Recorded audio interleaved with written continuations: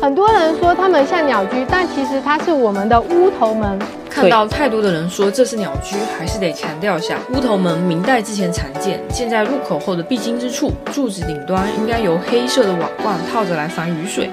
要去到那个很高、很像土楼的那个建筑，这个土楼其实是儿童剧场。高盖山公园，姚梅长得很时尚，吸引了不少人来拍照，都一对一对的。从高盖山公园的西门进需要爬20分钟到土楼，又经过了同样的亭子。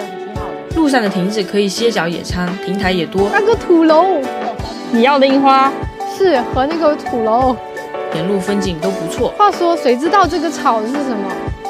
修得很好看了。现在公园有2个门都不太好停车，上一条发完，有旅行者建议把车停东北门天桥对面的停车场或小区，走过天桥去公园。